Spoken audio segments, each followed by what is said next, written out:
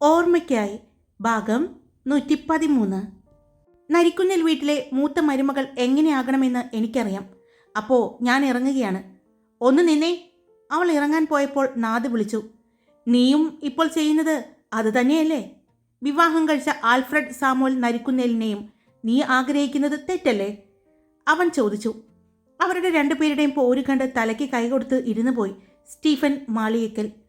നിന്നെപ്പോലെ പെട്ടെന്ന് കണ്ടപ്പോൾ തോന്നിയൊരു പ്രണയമൊന്നും അല്ല. മനസ്സിൽ കൊണ്ടു നടക്കാൻ തുടങ്ങിയിട്ട് വർഷങ്ങളുടെ കാലയളവുണ്ട് എൻ്റെ പ്രണയത്തിന്. പക്ഷേ അത് കാണാതെ ഇപ്പം കണ്ട ഒരു പെണ്ണിനെ സ്വീകരിച്ച അവൻ ചെയ്തത് ഏറ്റവും വലിയ തെറ്റാണ്. അത് അവൻ്റെ ദിവ്യപ്രേമമെന്നോ എന്തു വേണമെങ്കിലും പറഞ്ഞോട്ടെ. പക്ഷേ അവൻ ആൽഫ്രഡ്, അവൻ എനിക്ക് അവകാശപ്പെട്ടതാണ്. മറ്റൊരു പെണ്ണിനും വിട്ടുകൊടുക്കാനുള്ളതല്ല. ഒരു കുഞ്ഞിനെ അവൾ ജന്മം നൽകി എന്ന് പറഞ്ഞാൽ പോലും ഞാൻ അവനെ തിരിച്ചു പിടിക്കും. കാരണം ഞാൻ പറഞ്ഞത് തന്നെ, എൻ്റെ പ്രണയത്തിന് വർഷങ്ങളുടെ പഴക്കമുണ്ട് എന്നും പറയാറില്ലേ? പഴക്കം ചെല്ലുന്തോറും വീഞ്ഞിന് വീര്യം കൂടും എന്ന് പറയുന്നത് പോലെ പഴക്കം കൂടിയതോടുകൂടി എൻ്റെ പ്രണയത്തിന് വീര്യം കൂടിയിട്ടേയുള്ളൂ. എൻ്റെ സ്വപ്നങ്ങൾക്ക് മാറ്റു കൂടിയിട്ടേയുള്ളൂ. അത്രയും പറഞ്ഞ് അവൾ അവിടെ നിന്നും ഇറങ്ങി മുറ്റത്ത് കിടക്കുന്ന അവളുടെ കാറെടുത്ത് ഓടിച്ചുപോയി. അവൾ പോകുന്നത് നോക്കി ഗേറ്റിനടുത്തേക്ക് തന്നെ നിന്ന നാദ് തിരിഞ്ഞ് സ്റ്റീഫനെ നോക്കി. ആ സമയം അയാളും അവനെ നോക്കി. ദേഷ്യത്തിൽ അവിടെ നിന്നും എഴുന്നേറ്റ് അകത്തേക്ക് പോയി. അയാൾ പോയി എന്ന് കണ്ടതും ഫോൺ എടുത്ത് നാദ് ഒരു കോൾ ചെയ്തു. നീ പറഞ്ഞത് സത്യമാണ്. ഞാൻ അന്വേഷിച്ചു. നമ്മൾ വാങ്ങാൻ ഉദ്ദേശിച്ച ആ പ്രോപ്പർട്ടി വാങ്ങിയിരിക്കുന്നത് ശ്രീവിദ്യ സുബ്രഹ്മണ്യം തന്നെയാണ്. അവരുടെ പുതിയ പ്ലാന്റ് അവിടെ തുടങ്ങാൻ പോവുകയാണ്. അയാൾ പറയുന്നത് കേട്ട നാദ് ആരുടെ പേരിലാണ് വാങ്ങിയിരിക്കുന്നത് എന്ന് ചോദിച്ചു. അത് പറയാൻ എന്തിരിക്കുന്നു? അവരുടെ മകളുടെ പേരിലാണ് അവരെല്ലാ പ്രോപ്പർട്ടീസും വാങ്ങുന്നത്. അവരുടെ പേരിലായിട്ട് പ്രോപ്പർട്ടീസുകൾ ഒന്നും അങ്ങനെയില്ല. ഒരു വീട് മാത്രമുണ്ട്. അത് ഇവിടെയുമല്ല, ഹൈദരാബാദാണ്. നീ ശരിക്കും അന്വേഷിച്ചോ? അതെ, അന്വേഷിച്ചു തന്നെയാണ് പറയുന്നത്. ശരി എന്ന് പറഞ്ഞ് നാദ് ഫോൺ വെച്ചുകൊണ്ട് അവൻ സ്റ്റീഫന്റെ അടുത്തേക്ക് ചെന്നു. റൂമിലെ സോഫയിൽ ചാഞ്ഞ് കിടക്കുന്നുണ്ട്. റൂമിൻ്റെ ഡോർ അടച്ചുകൊണ്ട് അവൻ അയാളുടെ അടുത്തേക്ക് ചെന്നു. ചെറിയ പപ്പ. അയാൾ കണ്ണു തുറന്നു. അവനെ ഒന്ന് നോക്കുക മാത്രം ചെയ്തു. ഒന്നും മിണ്ടാതെ ഇരിക്കുന്നത് കണ്ടതും അവൻ സ്റ്റീഫന്റെ അടുത്ത് ചെന്ന് ഇരുന്നു. എന്നോട് പിണക്കാണോ ചെറിയ പപ്പ? അവൻ ചോദിച്ചു. എന്തിനാണ് ആ പെണ്ണിനോട് ഇങ്ങനെ ദേഷ്യപ്പെടുന്നത്? അത് ചുമ്മാ ദേഷ്യപ്പെട്ടതാ. അങ്ങനെയെങ്കിലും അവൾക്കൊരു വാശി കയറട്ടെ എന്ന് കരുതി. അങ്ങനെ വാശി കയറി അവളെങ്ങാനും അവളുടെ പ്രണയത്തെ നേടിയാൽ അത് ഉപകാരമല്ലേ അവൾക്ക്? അതുകൊണ്ട് പറഞ്ഞതാണ് ഞാൻ, അവൻ പറഞ്ഞു. എന്നാലും ആ പെണ്ണ് ഇനി എന്തൊക്കെയാ കാണിക്കാൻ പോകുന്നത് എന്ന് നിനക്കറിയില്ല. അവൾ കാണുന്നത് പോലെയല്ല. ഒരു വാശിക്ക് ഇവിടെ നിന്നും അവൾ പോയിട്ട് പിന്നെ വരുന്നത് കുറേ നാളുകൾക്ക് ശേഷമാണ്. അതും എവിടെയാണ് എന്ന് പോലും ആരോടും പറയാതെ ഇത്രയും വർഷം ആ പെണ്ണ് ഒറ്റയ്ക്ക് ജീവിച്ചു. വല്ലാത്തൊരു മനക്കട്ടിയാണ് അവൾക്ക്. ഇപ്പോൾ നീ വീണ്ടും വീണ്ടും വാശി കയറ്റി വിട്ടാൽ അവൾ എന്തെങ്കിലും അതിക്രമം കാണിക്കും. ഒന്നുമില്ലെങ്കിലും ഈ വീട്ടിലെ പെൺകുട്ടിയല്ലേ അവൾ, സ്റ്റീഫൻ പറഞ്ഞു. അതെ, ഈ വീട്ടിലെ ഈ സ്റ്റീഫൻ മാളിയേക്കലിൻ്റെ വീട്ടിലെ പെൺകുട്ടിയാണ്. അപ്പോൾ അതിൻ്റെതായ വാശിയും തൻ്റെടവും അവൾക്ക് വേണം, വേണ്ടേ? ഞാനും ഇവിടുത്തെയല്ലേ. ഈ വാശിയും വൈരാഗ്യവും എല്ലാം ഉണ്ടായതുകൊണ്ട് തന്നെയാണ് ഞാൻ ഇവിടെ വരെ എത്തി നിൽക്കുന്നത്. അതുകൊണ്ട് അതുപോലെ അവളും എല്ലാം നേടട്ടെ. ഒന്നുമില്ലെങ്കിലും എൻ്റെ സഹോദരി സ്ഥാനത്ത് വരുന്നവളല്ലേ, അവൻ പറഞ്ഞു. ഞാൻ ഒരു കാര്യം പറയാം. അവൾക്ക് എന്ത് പ്രശ്നം വന്നാലും കൂടെ ഉണ്ടാകണം. ഒറ്റയ്ക്കാക്കിയിട്ട് വിട്ട് കളയരുത്. നരിക്കുന്നിൽ വീട്ടിലാണെങ്കിലും അവൾക്ക് ഇഷ്ടം ഈ മാളിയേക്കൽ വീടിനോടായിരുന്നു. ഇടയ്ക്ക് ആരും അറിയാതെ വന്നു പോകുമായിരുന്നു. അത് ഈ വീടിനോടും എന്നോടുമുള്ള ഇഷ്ടമാണെന്ന് എനിക്കറിയാം. അതുകൊണ്ടാണ് ഞാൻ പറഞ്ഞത്, അവളെ വെറുതെ പ്രശ്നത്തിലേക്ക് നീയായിട്ട് തള്ളിവിടരുത് എന്ന് സ്റ്റീഫൻ പറഞ്ഞു. അവൾക്കൊരു പ്രശ്നം വന്നാൽ ഉറപ്പായിട്ടും ഞാൻ കൂടെ നിൽക്കും. അവളുടെ ഇപ്പോഴത്തെ പ്രശ്നം ആൽഫിയാണ്. എൻ്റെ ഇപ്പോഴത്തെ പ്രശ്നം അവൻ്റെ ഭാര്യ എന്ന് പറയുന്ന ആ പെണ്ണാണ്. ഞങ്ങളുടെ രണ്ടുപേരുടെയും ആവശ്യം ഒന്നാണ്. അതുകൊണ്ട് ഞങ്ങൾ ഒരുമിച്ച് തന്നെ നിൽക്കാൻ ശ്രമിക്കും. അതിന് ആദ്യം അവൾക്ക് കുറച്ച് വാശി കയറ്റണമെന്ന് തോന്നി. അല്ലെങ്കിൽ അവൾ ഇവിടെ നിന്നും പോവില്ല. ആൽഫിയുടെ വിവാഹം കഴിഞ്ഞു എന്ന് അറിഞ്ഞപ്പോൾ തന്നെ മാനസികമായി അവൾ ഡൗൺ ആയി. ഒന്ന് എനർജി ആവാൻ വേണ്ടി പറഞ്ഞതല്ലേ എന്ന് പറഞ്ഞ് അവൻ സ്റ്റീഫനെ നോക്കി ചിരിച്ചു. ഞാനിപ്പോൾ വന്നത് മറ്റൊരു കാര്യം പറയാനാണ്. നമ്മുടെ പുതിയ പ്ലാന്റിന് വേണ്ടി ഞാനൊരു സ്ഥലം അന്വേഷിച്ച് നടക്കുകയായിരുന്നു. അതിനുവേണ്ടി പറ്റിയൊരു സ്ഥലം ഉണ്ടായിരുന്നു. പക്ഷേ ഞാനത് ചെന്ന് കണ്ടു. എനിക്ക് ഇഷ്ടപ്പെടുകയും ചെയ്തു. ഞാനതിന് ടോക്കൺ കൊടുക്കാൻ പോയ സമയത്ത് അവർ പറയുന്നത് അത് ഒരു ടീം വന്ന് വാങ്ങിയെന്ന്. അത് മുഴുവൻ എമൗണ്ട് കൊടുത്തുകൊണ്ട് തന്നെ വാങ്ങിയെന്ന്. അത്രയും എനിക്ക് ഇഷ്ടപ്പെട്ട സ്ഥലമായിരുന്നു. നമ്മുടെ ഫുഡ് പ്രോസസ്സിന് വേണ്ടി എല്ലാത്തിനും പറ്റുന്ന ഒരു സ്ഥലമായിരുന്നു. അവിടെ 10 ഏക്കർ വരുന്ന സ്ഥലം, അതും ഒരു പുഴയുടെ തീരത്ത്. ഞാനത് അവരോട് സംസാരിക്കാൻ 2 ദിവസം ലേറ്റായ ആ സമയം കൊണ്ടാണ് അതെൻ്റെ കയ്യിൽ നിന്നും പോയത്. അത് വാങ്ങിയത് ആരാണെന്ന് അറിഞ്ഞപ്പോൾ മുതൽ അവരോട് സംസാരിക്കാൻ വേണ്ടി ഞാൻ വെയിറ്റ് ചെയ്യായിരുന്നു. എന്നിട്ട് അവരെന്തു പറഞ്ഞു? വേണമെങ്കിൽ അവർ വാങ്ങിയതിലും കുറച്ച് തുക കൂടി കൊടുത്ത് നമുക്ക് വാങ്ങാമായിരുന്നു, സ്റ്റീഫൻ പറഞ്ഞു. പക്ഷേ അങ്ങനെയൊന്നും വിട്ടുതരുന്ന ആളല്ല അയാൾ. വാങ്ങിയിരിക്കുന്നത് ഒന്നും അയാൾ ഇതുവരെ വിറ്റിട്ടില്ല. അത് മാത്രമല്ല, ഇപ്രാവശ്യം വാങ്ങിയിരിക്കുന്നത് മകൾക്ക് വേണ്ടി കൂടിയാണ്, നാദ് പറഞ്ഞു. ആരാണത്? അത് മറ്റാരുമല്ല, മ്യൂസിക് ഡയറക്ടർ ചന്ദ്രശേഖറാണ്. അറിഞ്ഞപ്പോൾ ഞാൻ അദ്ദേഹത്തിൻ്റെ താമസ സ്ഥലം അന്വേഷിച്ചു പോയിരുന്നു. ചെന്നൈയിലായിരുന്നു. അവിടെ ചെന്ന് ഞാൻ അയാളെ കാണാൻ അന്വേഷിച്ചു. പക്ഷേ അയാളുടെ ബന്ധുക്കൾക്കാർക്കും അറിയില്ല അയാൾ എവിടെയാണെന്ന്. നീ പറയുന്ന ചന്ദ്രശേഖർ? അതെ, ശ്രീവിദ്യ സുബ്രഹ്മണ്യത്തിൻ്റെ ഭർത്താവ്, ആൽഫ്രഡ് സാമുവലിൻ്റെ ഭാര്യാപിതാവ്. നേർവഴിക്കുള്ള ഭാര്യാപിതാവല്ലാട്ടോ, ഇപ്പോൾ ശ്രീവിദ്യ സുബ്രഹ്മണ്യത്തിനെ വിവാഹം കഴിച്ചിരിക്കുന്ന അവരുടെ ഭർത്താവ്. അയാൾ വാങ്ങിയിരിക്കുന്നത് മകൾക്ക് വേണ്ടി. അവരുടെ പുതിയ പ്ലാന്റാണ് അവിടെ വരാൻ പോകുന്നത്. അമ്മൂസ് ഫുഡ് പ്രൊഡക്ട്സിൻ്റെ പ്ലാന്റ്. റെഡി ക്യാഷാണ് അയാൾ കൊടുത്തിരിക്കുന്നത്. ക്യാഷ് കൊടുക്കാൻ പോയപ്പോൾ അയാളുടെ കൂടെയുണ്ടായിരുന്നത് ആൽഫിയായിരുന്നു. ഇപ്പോൾ അവിടുത്തെ കാര്യങ്ങൾ നോക്കി നടത്താൻ പോകുന്നത് അയാളുടെ മകളുടെ ഭർത്താവായ ആൽഫ്രഡ് നരിക്കുന്നിലാണ്. അത് കേട്ടതും സ്റ്റീഫൻ്റെ മുഖം ദേഷ്യം കൊണ്ട് വരിഞ്ഞു മുറുകി. എവിടെ ചെന്നാലും ഇവൻ എനിക്കൊരു തലവേദനയാണല്ലോ. അതെ ചെറിയ പപ്പ, ഇപ്പോൾ അതിന് ആക്കം കൂട്ടാനായിട്ട് അവന് മുഴുവൻ പിന്തുണയുമായിട്ട് അവൻ്റെ ഭാര്യയും ഭാര്യ വീട്ടുകാരുമാണ്. അവന് ആ പെണ്ണൊരു ഭാഗ്യം തന്നെയാണ്, ഒരു ഭാഗ്യദേവത. ആ പെണ്ണ് അവൻ്റെ ജീവിതത്തിലേക്ക് വന്നതിൽ പിന്നെയാണ് അവന് നല്ല സമയം കുറച്ചുകൂടി ഉണ്ടായത്. അല്ലെങ്കിലേ ആൽഫ്രഡ് കൈവച്ചത് എല്ലാം നാൾക്കുനാൾ ഉയർച്ച മാത്രമേ ഉണ്ടായിരുന്നിട്ടുള്ളൂ.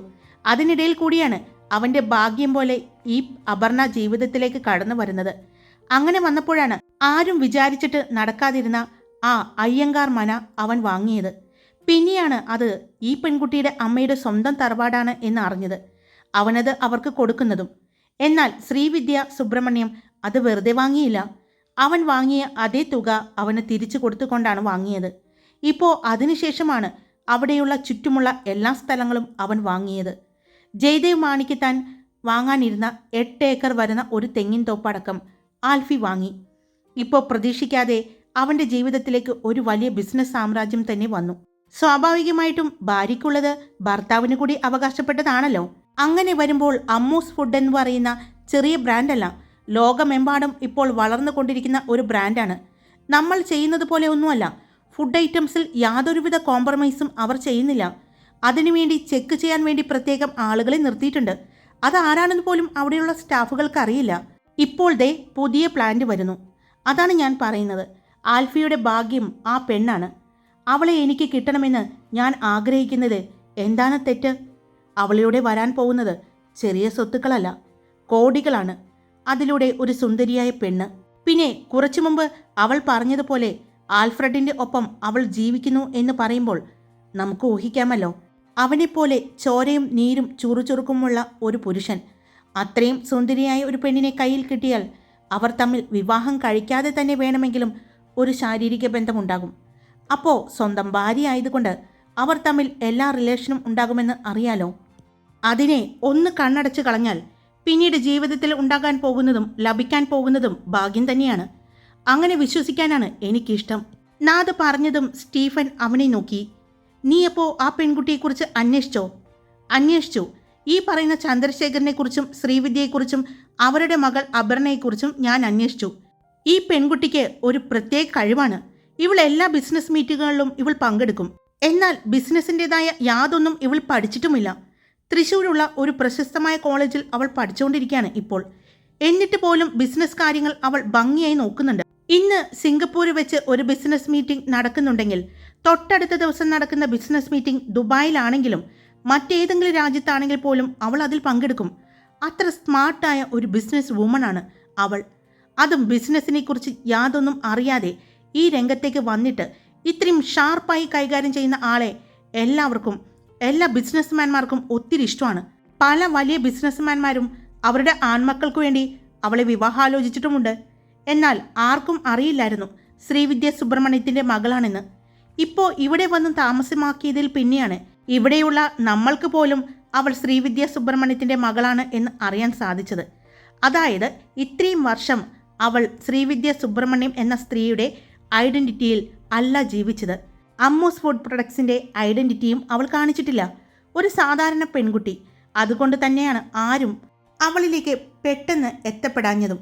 നാദ് പറയുന്നത് മുഴുവൻ കേട്ടിരുന്ന സ്റ്റീഫന് അപർണയെക്കുറിച്ച് അഭിമാനം തോന്നി. താൻ കണ്ടപ്പോൾ അവളോട് തോന്നിയ ഒരു പ്രത്യേക ഇഷ്ടം അയാൾ ഓർത്തു. ശരിയാണ്, അന്ന് ബിസിനസ് മീറ്റിംഗിൽ താൻ പോലും അവളുടെ പ്രസൻറ്റേഷൻ കണ്ട് കൈയടിച്ചിരുന്നു, നോക്കിയിരുന്നു പോയിരുന്നു. അത്രയും സ്മാർട്ട് ഗേളാണ് എന്ന് അയാൾക്ക് തോന്നിയിരുന്നു.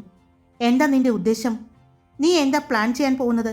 സ്റ്റീഫൻ നാദിനോട് ചോദിച്ചു. വേറെ ഒന്നുമില്ല.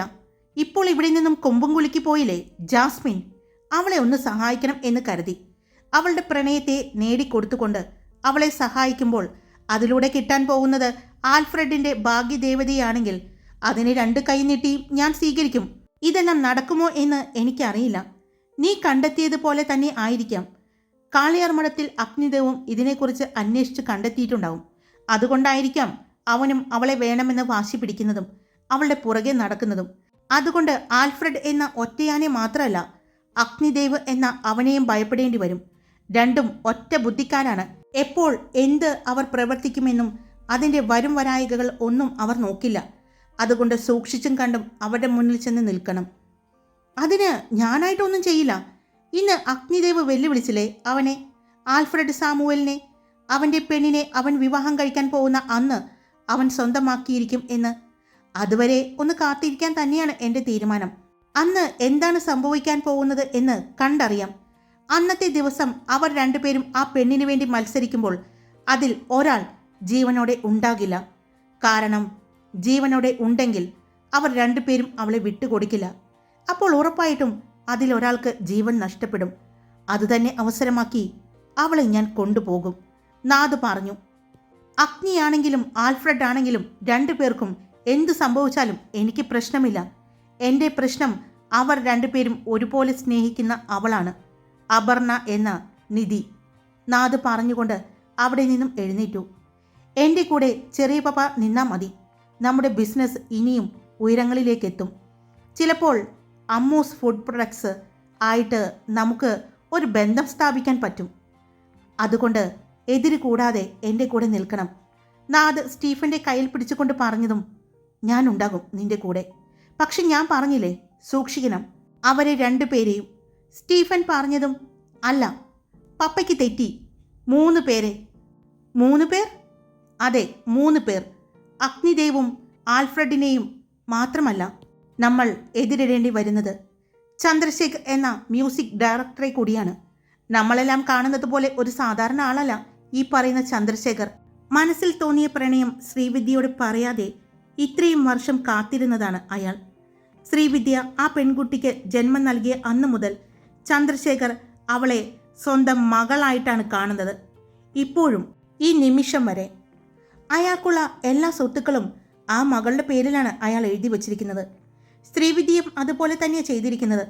അതുകൊണ്ടാണ് ഞാൻ പറഞ്ഞത് അവൾ നമ്മൾ കാണുന്നത് പോലെ ഒരു സാധാരണക്കാരിയല്ല എന്ന്.